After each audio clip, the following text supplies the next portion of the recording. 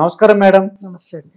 మీరు ఈ పేపర్లో కానీ లేదంటే టీవీలో చూసిన రాజ్ తరుణ్, లావణ్య మధ్యలో మాల్వి మల్హోత్రా అవును, ఇది చూసే ఉంటారు. ఇది చూసాను. అంటే దీన్ని బట్టి మీకు ఏమంటుందంటే లావణ్య ఏమంటుందంటే అండి, రాజ్ తరుణ్ నాకు కావాలి, నా భర్త. తను ఈ మాల్వి మల్హోత్రా తన ఇద్దరు కూడా ఒక సినిమాలో యాక్ట్ చేశారంటండి. అప్పటి నుంచి నన్ను పట్టించుకోవట్లేదు, నేను అడిగిన డబ్బులు ఇవ్వట్లేదు అని ఆ అమ్మాయి గొడవ పెడుతుంది. ఇది ఎలా చూద్దాం ఉంటారు? ఇది చూడడానికి ఏముందండి, వాళ్ళకి ఫిలిం యాక్టర్స్కి కామన్. ఇది వాళ్ళకి ఒక కాంట్రాక్ట్ ఉంటుంది, 1 year 2 years నీతోటి కాంట్రాక్ట్ మ్యారేజ్. అలాగా వాళ్ళు ఒకవేళ దీని అదృష్టం బట్టి నేను అంటే ఆ రాస్తారు ఈ అమ్మాయికి కాంట్రాక్ట్ రాయలేదే అనుకోండి, ఆ అమ్మాయి అదృష్టం. నీతోటే కంటిన్యూ చేయాలి అని ఏమైనా రూల్ ఉందా? అంటే పెళ్లి చేసుకున్నాడు గుళ్ళో. ఎక్కడ చేసుకున్నాడు? గుళ్ళో పెళ్లి చేసుకున్నాడు. ఎవరి ముందు చేసుకున్నాడు? దానికి ఏమైనా రిజిస్టర్డ్ ఉందా? ఎండోమెంట్ డిపార్ట్మెంట్ కూడా నువ్వేమైనా రిజిస్టర్డ్ మ్యారేజ్ చేసుకున్నావు, పెద్దలు చేశారా? ఇవన్నీ కావాలి. పెళ్లి అంటే అది. మనమేమి ద్వాపర యుగంలో లేవు, ఇది కలియుగం. నిజంగా మండపాలు కట్టి పెళ్లిళ్ళు చేసి కట్నాలు ఇచ్చి సాగనంపిన పెళ్లిళ్ళకే దిక్కులేదు. అబార్షన్ చేయించారు, ఆ డబ్బులు కూడా ఈయనే పే చేశారు, దానికి ఎవిడెన్స్ ఉంది అలా అన్న. దాందే ఉందమ్మా. ఎవరు ఇప్పుడు అడల్టరీ నాట్ ఏ క్రైమ్. వెళ్ళారు అంటే కడుపు వస్తుంది కదా, మితిగా తిన్నారు అంటే అజీర్తి పట్టుకుంటుందా పట్టుకోదా? మోషన్స్ ఎక్కువైనప్పుడు టాబ్లెట్ వేసుకుంటారు కదా, అంతే. అలా కామన్ అయిపోయింది ఇప్పుడు. ఇది తప్పు కాదు. నాతో సహజీవనం చేశాడు. సహజీవనం చేశాడని ఒప్పుకుంటున్నావు కదా, ఇంకేంటి? నువ్వు పెళ్ళాని కాదు, సహజీవనం ఎవరు చేస్తారు? పెళ్లి కాని వాడు చేస్తారు. కాంట్రాక్ట్, సహజీవనం అంటేనే కాంట్రాక్ట్. సో నీకెవరు ఇచ్చారు హక్కు ఆ అబ్బాయిని అడగడానికి? అంటే ఫిజికల్ గా మేము ఇద్దరం కలుసుకున్నాము. మరి అదే దాన్నే సహజీవనం అంటారు. అవ్వ పేరే ముసలమ్మ. అవ్వ పేరు ముసలమ్మ. ఓకే ఓకే, ఇప్పుడు అర్థమైందండి కదా. సహజీవనం అంటే ఏంటి? ఏదో కలిసి ఒక రూమ్ లో ఉన్నాము, వాడు వండేసేవాడు, నేను తినేసేదాన్ని, బయటికి జాబ్ అది కాదు కదా. శారీరకంగా సహజీవనం చేసేము అని అమ్మాయి ఒప్పుకుంటోంది కదా, అంటే నీకు ఇష్టమే కదా. ఇప్పుడు అంటే అప్పుడు అబ్జెక్షన్ చెయ్యాలి. ఎప్పుడు 1 2 అబార్షన్స్ అయిపోయాయి, అప్పుడు నీకు నోరు రాలేదా? రావాలి కదా. ఫస్ట్ అబార్షన్ అప్పుడే అడగాలి, క్వశ్చన్ చేయాలి. ఎందుకు అబార్షన్ చేయాలి? నువ్వు నాకు ఏ గుడిలోనో లేకపోతే రోడ్డు మీదో తాళి కట్టేవు కదా అని అడగాలి కదా. అడిగి అప్పుడు రోడ్డు ఎక్కాలి, లేదా కోర్టు ఎక్కు. రోడ్డు ఎక్కితే ఏం రాదండి, కోర్టులో పోయి కనీసం నీ దగ్గర ఎవిడెన్స్ ఉంటుంది. ఆ అబ్బాయి స్పెర్మే కదా, సో దాన్ని ఎవిడెన్స్కి పంపించవచ్చు ఎలిగేషన్ పెట్టి. అంటే అబార్షన్ కాకుండా ఉంటే. అంతేకాని ఈ అమ్మాయికి ఫ్రీ లైఫ్ కావాలి. అబార్షన్ ఎప్పుడైతే ఆడవాళ్ళు చేయించారు అని అంటే వాళ్ళు కూడా ఇందులో ఇన్వాల్వ్ అయినట్టే, తప్పు చేసినట్టే.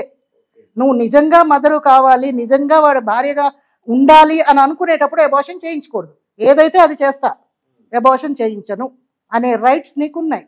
అంటే కళ్యాణ్ దిలీప్ సుక్రాతన్ అంటాడు, నీ వైపు న్యాయం ఉంది, నువ్వే గెలుస్తావు. నేను అంటానండి, ఆ అమ్మాయి తరఫున నేను ఆ అడ్వకేట్ అయితే నేను కంపల్సరీ నేను అదే నీ వైపే న్యాయం ఉంది అంటాను. ఆ న్యాయాలు తీర్చేది మీరు నేను కాదు, కోర్టు తీర్పిస్తుంది. ఇరువైపులా అడ్వకేట్స్ నేను చేసిందే కరెక్ట్ అంట. నేను నీకు 100% న్యాయం మా వృత్తి అది. కళ్యాణ్ సుంకర్ అవనేయండి, విజయలక్ష్మి అవనేయండి, మా వృత్తి ధర్మం మేము నిర్వహిస్తున్నాం. మాకు ఏంటంటే 100% మా దగ్గరికి వచ్చిన క్లయింట్స్ని గెలిపిస్తాము అనే అంటాం. అనుకునే మేము వాళ్ళకి వకాలత్ వేస్తాం. గెలుపు ఓటములు కోర్టు తీర్పిస్తుంది. దాని న్యాయం చూడొద్దా? అంటే రాజధాని ఇప్పుడు పోలీస్ కంప్లైంట్ జైలుకి వెళ్ళడానికి అవకాశం ఉందా మేడం? తప్పు ప్రూవ్ అయితే అవుతుంది. తప్పు ఏ విధంగా ప్రూవ్ అవుతుందంటారు? అదే చెప్తున్నాం కదా, ఏ విధంగా ప్రూవ్ చేస్తారు? నేను అదే అడుగుతున్నా, మిమ్మల్ని నేను అడుగుతున్నానంటారా? అయితే లావణ్య అంటే నాతో సహజం చేశాడు, సహజీవనం అనేది డబ్బులు పే చేశాడు, లేదు దానికి ఏమి శిక్ష అర్హుడు కాదు. శిక్ష అర్హుడు కాదు, దానికి ఏమి శిక్షలు లేవు. చట్టం చెప్పింది సహజీవనం చేసుకోండి అంతే. దాని అదే ఇల్లీగల్ కూడా కాదు, చట్టం చెప్పింది సహజీవనం అనేది క్రైమ్ కాదు అని. ఇప్పుడు ఈ మధ్యలో ఉన్న మాల్వి మల్హోత్రాను వాళ్ళ బ్రదర్ కూడా ఈ అమ్మాయిని బెదిరించారంటే, వదిలేసి నీ పని నువ్వు చేసుకొని కానీ ఉండదు అని కంప్లైంట్ చేస్తున్నాను. వాళ్ళు బెదిరించడం తప్పే. వాళ్ళు వేరే పర్సన్స్ ఈ అమ్మాయికి కాల్ చేసి థ్రెటన్ చేయడం తప్పు. కాకపోతే తరుణ్కి ఇష్టం లేదు అని అంటే కనుక ఈ అమ్మాయిని వదిలేసి వేరే అమ్మాయితో వెళ్ళొచ్చు. వాడికి ఆ లైఫ్ ఉంది, హక్కు ఉంది, ఇంట్రెస్ట్ ఉంది, వాడు వెళ్ళిపోవచ్చు. నువ్వు పెళ్లి చేసుకుంటే ఏమో, పెళ్లి చేసుకున్న సంసారాలే నిలబెట్టలేదండి. లివింగ్ రిలేషన్ లో ఉండి నువ్వు శాసించే హక్కు నీకు లేదు. అంటే ఇది మల్హోత్రా వాళ్ళ బ్రదర్ మీద కేసు అంటే ఇప్పుడు బెదిరించారని చెప్పి బెదిరించిన ఎవిడెన్స్ ఉంటే కనుక ఆ అబ్బాయి లోపలికి వెళ్తాడు. ఏ అబ్బాయి వెళ్తారండి? మాల్వి మల్హోత్రా అన్నో తమ్ముడో ఎవడో బెదిరించాడు, వాడు థ్రెటన్ చేసాడని వాడి మీద పెట్టొచ్చు, కేసు పెట్టొచ్చు, వాడు లోపల వేసేయచ్చు. వాళ్ళు ఏమంటారంటే ఈ అమ్మాయి డబ్బులు ఆశిస్తుంది, వాళ్ళు ఏమైనా ఇచ్చారా? వాడెందుకు ఇన్వాల్వ్ అవ్వాలి ఇందులో? ఈ అమ్మాయి ఏమంటుందంటే వాళ్ళిద్దరు వచ్చిన తర్వాత మా కాపురంలో నిప్పులు పోస్తారు వీళ్ళిద్దరు. కాపురం కాదు అది, లివింగ్ రిలేషన్ అనేది ఒప్పంద ప్రకారంగా అది సహజీవనం చేస్తున్నారు. కాపురం కూడా కాదండి, సహజీవనం అంతే, కాపురం కాదు అది. ఇతను రాజధాని అంటాడు ఈ అమ్మాయికి నేను అసలు నాకు అమ్మాయి ఇష్టం, నాకు గ్రాటిట్యూడ్ ఉంది, ఆ అమ్మాయి వల్ల నాకు హైదరాబాద్ వచ్చినప్పుడు నాకు ఎవరో తెలియదు, నాకు సహాయం చేసింది. కాకపోతే ఏంటంటే ఈ అమ్మాయి డ్రగ్ అలవాటు చేసుకుని తను ఇల్లు పెట్టి మంచిగా ఇచ్చాడటండి. ఇస్తే మా ఇంట్లోనే ఉంటుంది, 14 కుక్కలు 15 కుక్కలు కూడా ఉన్నాయి, అన్ని చూసుకుంటుందంట, డబ్బులు కూడా ఇచ్చేవాడటండి. ఎందుకు ఈ అమ్మాయి గొడవ వచ్చిందంటే డబ్బులు ఇవ్వడం మానేశాడు. ఎందుకు ఇవ్వడం మానేశాడు? ఆ అమ్మాయి వల్లే బాగుపడ్డాను అని అంటున్నాడు కదా, ఆ విశ్వాసం వాడికి ఉండాలి కదా. బాగుపడ్డాడు కరెక్ట్, అంటే ఈ అమ్మాయి డ్రగ్ అలవాటు చేసి 2 months డ్రగ్స్ ఎందుకు అలవాటు అయ్యాయి? నువ్వు ఇవ్వవలసిన డబ్బు శుభ్రంగా ఇచ్చి దాన్ని తగలబడి అన్నాడు, అది డ్రగ్స్ కి అలవాటు అయిపోయాక ఇంకొకరిని పట్టుకున్నావు. ఇదేనండి ఇది, అంతే కదా. నువ్వు నిజంగా ఆ అమ్మాయి మీద ప్రేమ ఉంటే కనుక ఇక్కడ ఏంటంటే మనకు ఎవరు చుట్టం కాదు, ఆ అమ్మాయి చుట్టం కాదు, రాస్తారు చుట్టం కాదు, మనం మాట్లాడేది చట్టం. చట్టం ఎవరికి చుట్టం కాదు, ఇద్దరిని కడిగి పడేస్తాం. ఇంకోటి ఏంటంటే రాజధాని చెప్పేది ఈ లావణ్య అనే అమ్మాయి సాయన్ అమ్మాయి ఒక అతను పెళ్లి చేసుకోమని గుంటూరులో కంప్లైంట్ ఇచ్చిందటండి. అంతకుముందు గుంటూరులో ఈ లావణ్యనే రాజధానితో ఉంటూనే మళ్ళీ ఆ సాయన్నోడు ఎవరితోనో పెళ్లి చేసుకోలేదు నన్ను అని చెప్పేసి అక్కడ గుంటూరులో కేసు ఫైల్ చేసిందంట. అందుకే ఈ అమ్మాయి క్యారెక్టర్ బాగాలేదు కాబట్టి నాకు వద్దు, నేను ఆ అమ్మాయితో ఉండట్లేదు, నాకు వద్దు మొర్రు అంటాడండి అనొచ్చు. ఆ అబ్బాయికి హక్కు ఉంది. దీనికోసం రాస్తారు జైల్లో తీసుకెళ్లి పెడతారు అని మేము ఊహించుకోండి, మీరు ఊహించుకోకండి. ప్రతి వాడిని తీసుకెళ్లి జైల్లో కూర్చోబెట్టి తిండి కూర్చోబెట్టి పెట్టడానికి అక్కడ పెళ్లి కొడుకులా చూడడానికి జైల్లో ఏం ఖాళీ లేవు. ఒక్కొక్క ఖైదీకి బోల్డ్ ఖర్చు అవుతుంది ఒక్క రోజుకి, ఆ ఖర్చు అంతా గవర్నమెంట్ భరించాలి, ఈ ట్యాక్సులు మనమే కట్టాలి. అయితే ఇప్పుడు రాజధాని భయపడాల్సిన పని లేదన్నమాట మీకు చెప్పిన. భయం దేనికి? ఆ అబ్బాయి చేసింది ఏం తప్పేం కాదు, మ్యారేజ్ చేసుకోలేదు లీగల్ గా, ఏమి ఆ అమ్మాయి ఏమో కంటిన్యూ ప్రెగ్నెంట్ కాదు, ఇప్పుడు అబార్షన్స్ అయిపోయాయి. ఆ అమ్మాయికి కావాల్సింది ఏదైనా కాంపన్సేషన్ ఉంది, కాంపన్సేషన్ కూడా కాదు, ఆ అమ్మాయికి ఆ అబ్బాయికి టర్మ్స్ అండ్ కండిషన్స్ బాగున్నాయి కాబట్టి ఆ అబ్బాయికి కూడా నాకు ఆ అమ్మాయి అంటే ఇష్టమే, ఆ అమ్మాయి వల్లే నేను బాగుపడ్డాను అన్న విశ్వాసం ఉంది కాబట్టి వాడు ఆ అమ్మాయికి దయదలిచి ఏదైనా ఇస్తే అమ్మాయి పుచ్చుకోవాలి తప్ప డిమాండ్ చేసే హక్కు లేదు. అంటే ఇక్కడ ఏంటంటే ఈ అమ్మాయి అంటే ఒక 11 years మేము కలిసి ఉన్నాం కదా. 11 years కాదండి, 100 years ఉన్నా లేదండి డిమాండ్, లేదు, నో డిమాండ్. అంటే లావణ్య చట్టపరంగా ఏం చేసి ఉంటే బాగుండేది అంటారు? పెళ్లి చేసుకుని ఉండాలి, ఫస్ట్ రిజిస్టర్డ్ మ్యారేజ్ చేసుకుని ఉండాలి, అది చేసుకుని ఉంటే చెల్లుబాటు అయ్యేది. లేదా 10 మంది సమక్షంలో అది చేసుకున్నా కూడా రిజిస్టర్డ్ చేస్తున్నారు, ఇలాంటి ఎలిగేషన్స్ వస్తున్నాయని.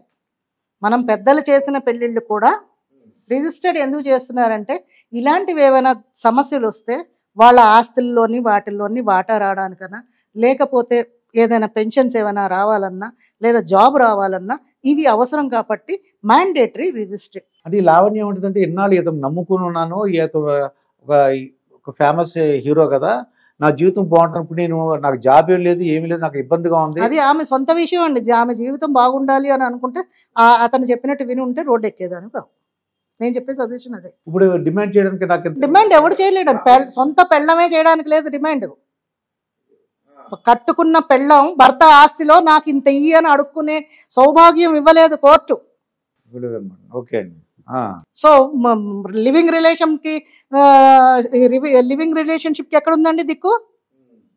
కొన్ని చట్టాల్లో మొగుడు ఆస్తిలో పెళ్ళానికి హక్కు లేదంటున్నారు. ఈ అమ్మాయి ఏదైనా అగాత్యం చేసుకుని ఆయన మీద లెటర్ రాసేసింది అనుకోండి, వాడిని తీసుకెళ్లి జైల్లో పెడతాడు. ఈ అమ్మాయి బతిరాదు కదా, లైఫ్ ఎవరిది పోయింది? ఈ అమ్మాయికే లాస్.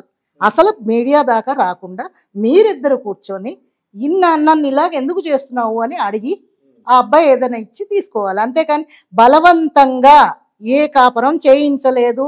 కోర్టు అయినా చెప్తుంది అమ్మ కలిసి ఉండండి అని, రోజు మీ దగ్గర ఉండి కాపురాలు మేము చేయించాం. ఫైనల్ గా మనం ఏం సొల్యూషన్ ఏమి ఉంటుంది అంటారా? మనం సొల్యూషన్ వాళ్ళే మధ్యలో కూర్చొని కాంప్రమైజ్ మాట్లాడుకోవాలి, ఒక కౌన్సిలింగ్ తీసుకోవాలి వాళ్ళిద్దరును. ఆ అమ్మాయి మతిస్థిమితం ఉందా లేదా, ఆ అమ్మాయిది అంటే ఏంటంటే ఇలాంటి సిచ్యువేషన్స్ లో ఏ ఆడదానికైనా మతి స్థిమితంగా ఉండదు, డిప్రెషన్లోకి వెళ్ళాను, డిప్రెషన్ కి వెళ్తుంది.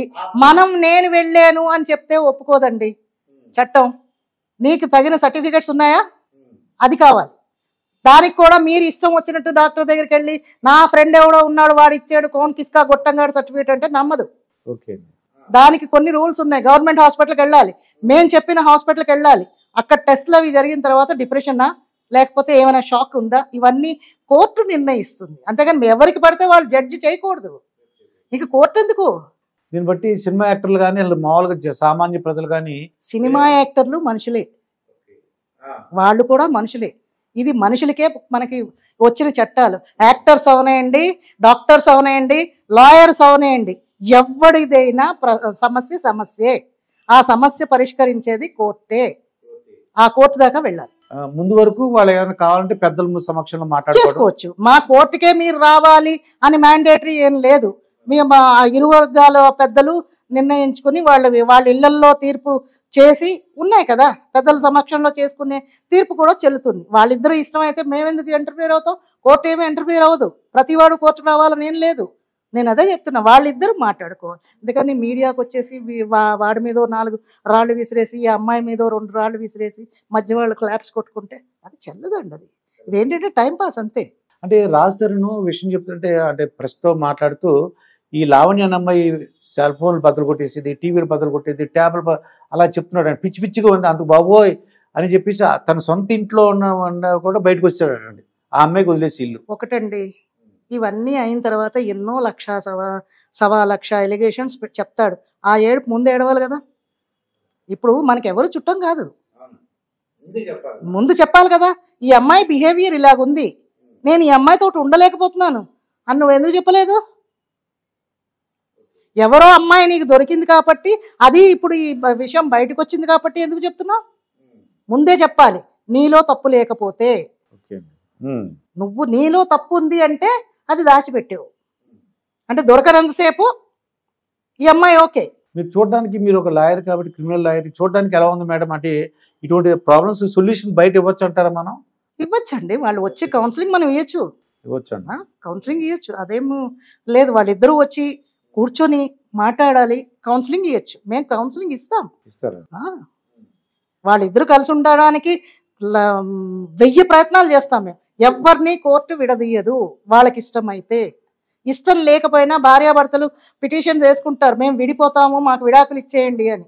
కోర్టు విడాకులు అంత ఈజీగా ఇవ్వదు. ఇప్పుడు వీళ్ళిద్దరు సహజీవనం కాబట్టి ఎలా సెపరేట్ చేస్తారు? అదే చెప్పారు కదా, వాళ్ళ ఇష్ట ప్రకారంగానే కలిశారు, వాళ్ళ ఇష్ట ప్రకారంగానే విడిపోవాలి తప్ప దీనికి అంటూ కోర్టు చట్టాలు అవసరం లేదు. మాకు అంటే తన మాట ఈమె విందు, ఈమె మాట అబ్బాయి వినడు కాబట్టి మధ్యవర్తి మీడియేషన్, అదే మీడియేటర్. ఆ మీడియేటర్స్ మేము మీడియేషన్ చేస్తాము, కౌన్సిలింగ్ ఇస్తాం. ఇంకేమైనా ఫైనల్గా ఇటువంటి కేసులు రాకుండా తగు జాగ్రత్తలు ఏమైనా తీసుకోవడానికి ఏమైనా చెప్పగలరు? ఒక్కటేనండి, ఆడపిల్లలకి ఇన్ని జాగ్రత్తలు పెడుతున్నా కూడా సేమ్ తప్పులు చేస్తున్నారు. షీ టీమ్స్ పెట్టారు, అవేర్నెస్ ఉండండి అని మీ మీడియాని చూసి నేర్చుకోవాలి. అంతేగాని మీడియాలోకే మనం ఎక్కేసేటట్టు వార్తలు పెట్టుకోకూడదు. మీడియాలో ఎన్నో మంచి వస్తున్నాయి, ఆడవాళ్ళు ఇలా ఉండాలి, క్యాబ్ ఎక్కితే ఇలా ఉండాలి, వాళ్ళతో మాట్లాడేటప్పుడు ఇలా, అవెందుకు చూడట్లేదు మీరు?